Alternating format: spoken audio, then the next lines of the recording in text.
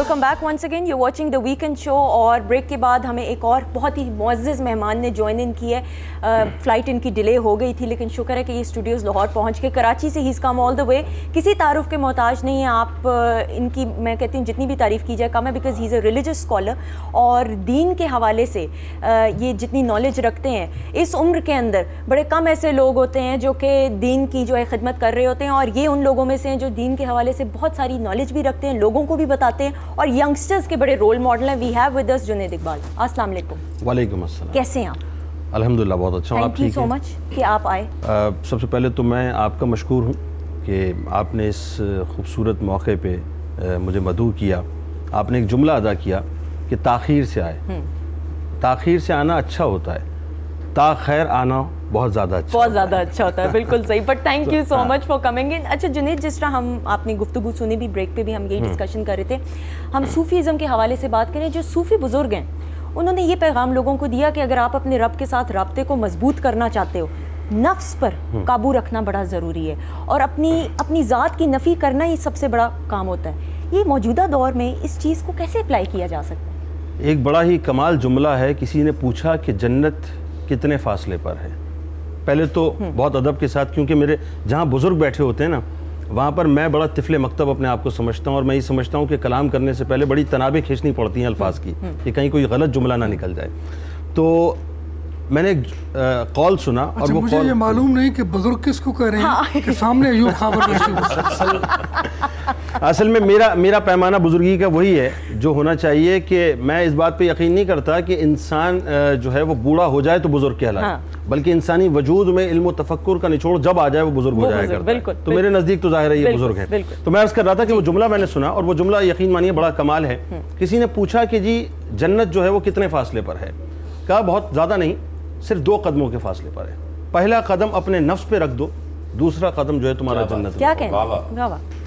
देखिए, जिसको मरना नहीं आता वही मर जाता है। तुम पे मरता है जो मरने से गुजर जाता है। और इश्क जिस राह पे बेखौफ व खतर जाता है, अक्ल वाला तो उसे देख के डर जाता है। क्या कहना? और दिल की मौजों के हवाले है सफीना दिल का, इसको खुद भी नहीं मालूम किधर जाता है। क्या कहने? और आलम इश्क में हमने तो ये देखा है ज़हीन कि कोई कितना ही बिगड़ जाए सवर जाता है। क्या कहने? असल में बात यह है कि ये रसूल करीम सल्लल्लाहु अलैहि वसल्लम की जलाई हुई वो शमा है जो अज़ल से लेकर अबद तक इसी अंदाज से रोशन रहेगी।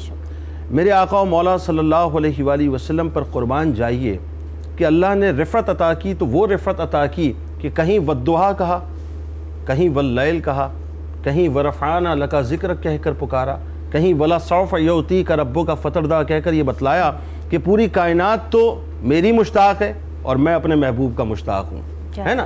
कहीं अल्लाह ताला ने रिफ़त को ऐसे बयान किया कि या अय्युहल्लज़ीना आमनू ला तक़ूलू राइना वक़ूलू उन्ज़ुरना वस्मऊ वलिल काफ़िरीना अज़ाबुन अलीम, कि मेरे महबूब को राइना मत कहो बल्कि उन्ज़ुरना कहो, नज़र फरमाएं।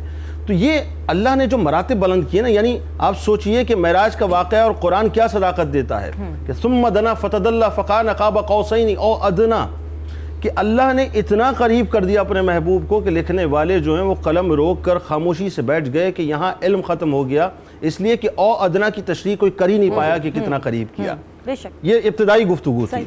अच्छा, ये तो हुई उनकी शान कि जिसके बारे में मेरा अकीदा कम अज़ कम ये है और मैं बड़ा इस पे स्टैंड करता हूँ कि जिस तरह से अल्लाह की सना और तौसीफ़ बयान करते वक्त मेरा मानना है कि आप 7 समुंदर के पानी को जमा करें और उसको स्याही बनाएं और दुनिया के तमाम दरख्तों को कलम बनाएं और उसके बाद अल्लाह की सना और तौसीफ़ लिखें तो नहीं लिख सकते। इसी तरह से उसके महबूब की शान भी बयान नहीं हो सकती।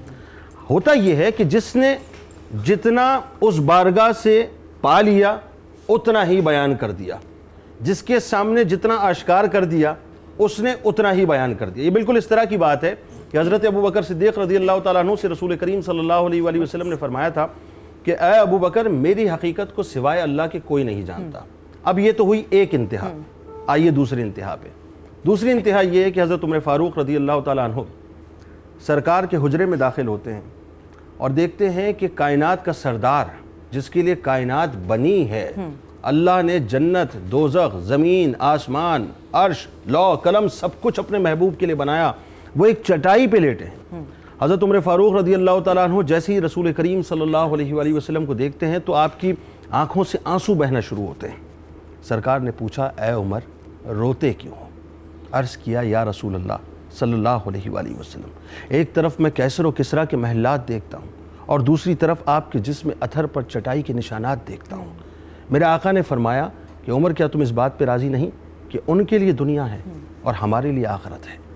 یہ ابتدائی گفتگو جو میں نے آپ کو دو انتہائی بیان کیے نا کہ ایک انتہا تو یہ ہے کہ محبوب کو وہ مقام عطا کیا کہ جس پر انسان کی عقل پہنچ ہی نہیں سکتی, علم پہنچ ہی نہیں سکتا, قلم پہنچ ہی نہیں سکتا. علماء کرام آج تک حروف مقطعات کی معنی نہیں سمجھ پائے, اس لاک کو نہیں کھول پائے کہ بنیادی طور پہ اس کے پیچھے مقام ہے کیا مصطفیٰ کا. اور ایک طرف معاملہ یہ ہے کہ حضرت عائشہ صدیقہ رضی اللہ تعالیٰ عنہ فرماتی ہیں کہ میں نے دیکھا کہ رسول کریم صلی اللہ علیہ وآلہ وسلم نے پوری عمر میں پردہ فرمانے تک 3 دن ایسے نہیں گزارے کہ جس میں آپ نے پیٹ بھر کے کھانا کھایا ہو. یہ انتہا ہے. یعنی ایک مقام وہ ہے کہ چاہے تو احد کو سونے کا کر دے, چاہے تو ہرا کو سونے کا کر دے, چاہے تو جنت کے خزانوں کی کنجیاں آپ کو عطا کر دی اور آپ کو یہ وصف دے دیا تھا, آپ کو یہ اختیار دے دیا تھا کہ چاہو تو بادشاہت لے لو, چاہو تو بندے اور رسول بن جاؤ. آپ نے وہ اختیار کر لیا. تو ایک انتہا تو وہ تھی اور ایک انتہا یہی. اور یہی بات کہ اللہ نے اپنے دین کو بنیادی طور پر پھیلانے کے لیے یا اس کی تبلیغ کے لیے یا اس کی ترویج کے لیے ایک پورا سسٹم بنا دیا. کم و بیش 1,24,000 پیغمبروں کو مبعوث فرمایا, مختلف اقوام میں مختلف سرزمین پر ایک ہی وقت میں کئی انبیاء کو مبعوث فرمایا. مقصد صرف یہ تھا کہ اللہ سے روشناس کروایا جائے. لیکن جب آخری اینٹ نبوت کی لگا دی رسول کریم صلی اللہ علیہ وآلہ وسلم کی صورت میں تو اب کوئی نبی نہیں آئے گا, لیکن کام تو جاری رہے گا. بالکل کام تو ہونا ہے. تو پھر اس تسلسل کو صحابہ کرام رضوان اللہ تعالیٰ علیہم اجمعین کے ذریعے سے جاری رکھوایا. جب صحابہ کی فوج ختم ہوئی تو پھر تابعین سے اس سلسلے کو شروع کروایا. جب تابعین کی فوج ختم ہوئی تو تبع تابعین سے شروع کروایا. اور تبع تابعین کے بعد اولیاء کرام کا ایک تسلسل ہے جو آپ کو مختلف زمانوں میں, مختلف مقام میں, مختلف حدود میں, مختلف زمینوں کے اوپر ملے گا, جو اللہ کے دین کی معرفت دراصل اس نقطے کو سمجھانے کے لیے کہ پروردگار ہے کیا, وہ آپ کو ہر جگہ ملیں گے, ہر وقت ملیں گے. دیکھیے نفس بنیادی طور پر کچھ نہیں سوائے اس کے کہ انسان کی اندر کی ایک سوچ ہے جس کو آپ کو کنٹرول اینڈ کمانڈ کرنا ہے. آپ نے مثال کے طور پہ اپنے آپ کو اس دھارے پر چھوڑ دیا کہ جسے آپ دنیاوی دھارا کہتے ہیں تو آپ اس میں بہتے چلے جائیں گے. لیکن وہی بات ہے کہ کسی پہ نگاہ پڑتی ہے, یعنی ابراہیم قندوزی رحمۃ اللہ علیہ کی نگاہ پڑتی ہے تو معاملہ کیا ہوتا ہے کہ خواجہ معین الدین چشتی رحمۃ اللہ علیہ کی صورت میں ہمیں ایک شخصیت نظر آتی ہے. اور پھر وہی بات ہے کہ آج یہ بات میں بڑی ذمہ داری کے ساتھ, چونکہ اساتذہ موجود ہیں تو میں ان کی موجودگی سے فائدہ اٹھاتے ہوئے عرض کر رہا ہوں کہ یہ جو پاکستان میں ہمیں 18-20 کروڑ مسلمان نظر آتے ہیں نا, اور ہندوستان میں جو ہم 24-25-26 کروڑ مسلمان, میں صرف ان 2 خطوں کی بات کر رہا ہوں فی الحال, یہ دراصل حضرت خواجہ معین الدین چشتی رحمۃ اللہ علیہ کا فیضان ہے کہ ان کی وجہ سے ہمارے گھروں کے اندر آج کلمہ موجود ہے. اب پوچھے کیوں؟ کہ 850 برس پہلے جب آپ ہندوستان تشریف لائے تو اس وقت تو جادو ٹونے کا راج تھا ہندوستان میں, اس وقت تو کوئی بھی کلمہ گو نہیں تھا. آپ کی تبلیغ کے بعد 90 لاکھ لوگوں نے آپ کے دست حق پہ بیعت کیا. اب اگر آپ 850 برس پیچھے جاتے ہیں اور اس کی ملٹیپلیکیشن کرتے ہیں تو آج یہ تعداد کروڑوں میں بنتی ہے جو ہمارے گھروں کے اندر اس وقت کلمہ موجود ہے. یہ دراصل انہی کا صدقہ اور انہی کا فیضان ہے. صوفیہ ہر دور میں اپنا کردار ادا کرتے رہے, لیکن صوفیہ کا ایک کمال کیا ہوتا ہے؟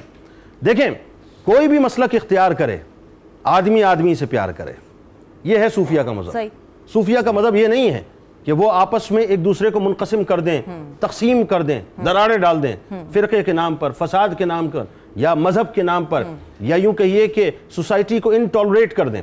بلکہ انہوں نے سوسائٹی کے اندر اتنی بڑی ایکسیپٹیبلٹی دی ہے صوفیزم نے کہ اس نے ہر مسلک کو اپنی چادر کے اندر سمونے کی کوشش کی, ہر مذہب کو اپنی چادر کے اندر سمونے کی کوشش کی, ہر تحریک کو جو کسی بھی جگہ سے اٹھی. آپ دیکھیے جب صوفی کے دربار میں جاتی ہے تو اس تحریک کا رنگ اور اس کی حیت مکمل طور پہ وہ ہو جایا کرتی ہے جو وہ گدی نشین چاہتا ہے, جو وہ صوفی چاہتا ہے, یا وہ جو صاحب مزار چاہتا ہے. آپ کی ذات کے اندر کتنی ہی حجت ہو, آپ کی ذات میں کتنی ہی رجت ہو, یا آپ اپنی ذات کے اندر جو ہے وہ کسی جگہ کوئی بھی بنیادی سوچ رکھتے ہوں, لیکن جب آپ صوفی کے دربار میں جاتے ہیں تو وہاں سے آپ کو صرف ایک پیغام ملتا ہے کہ کسی کے عقیدے کو چھیڑو مت اور اپنے عقیدے کو چھوڑو مت. بس یہ وہ پیغام ہے جو اللہ کے فضل سے اللہ کے پیاروں نے, اللہ کے چاہنے والوں نے پوری دنیا میں دیا ہے. اور میں آپ کو بتاؤں, میں ایک جملہ بہت ذمہ داری سے عرض کر رہا ہوں, مجھے لگتا ہے یا اساتذہ یہاں موجود ہیں میری بات کو ممکن ہے رد کریں, میری بات کو سیکنڈ کریں, لیکن مجھے لگتا ہے کہ ایک ایسی تحریک جو کہیں نہ کہیں کسی جگہ پہ ایک چنگاری کی صورت میں موجود ہے, اب وہ بیک ٹو پویلین ہونے کی صورت میں ہے. یعنی وہ جسے آپ اسپریچول ریولوشن کہتے ہیں یا جسے آپ ایک روحانی انقلاب کہتے ہیں, وہ محسوس ہوتا ہے کہ اب وہ غاروں سے باہر نکلنا چاہتا ہے, وہ محسوس ہوتا ہے کہ اب وہ خانقاہوں سے باہر نکلنا چاہتا ہے, کیونکہ سوسائٹی کی جو متشدد سوچ اب پیدا ہو گئی ہے. یقیناً یہ میرے آقا و مولا صلی اللہ علیہ وآلہ وسلم کا واضح فرمان ہے کہ یہ گروہ نکلتا رہے گا یہاں تک کہ ان کا آخری گروہ جو ہے وہ دجال کے ساتھ نکلے گا. یہ بالکل درست بات ہے, اس میں کوئی دوسری رائے نہیں ہے. لیکن وہ جو قوتیں ہیں جنہیں آپ روحانی قوتیں کہتے ہیں, جنہیں آپ صوفیہ کی قوتیں کہتے ہیں, جنہیں آپ اولیاء کی قوتیں کہتی ہیں, جنہیں آپ یوں کہتے ہیں کہ اولیاء کے پیروکار ہیں یا ان کے جو مشن ہے یا ان کا جو نظریہ ہے, مجھے لگتا ہے کہ اب اس کے اندر جو ہے بہت زیادہ شدت پیدا ہونے والی ہے. ایک بریک لے لیتے ہیں جنید, اسی بات کو پھر کنٹینیو کریں گے بریک کے بعد. Stay tune, keep watching the weekend show.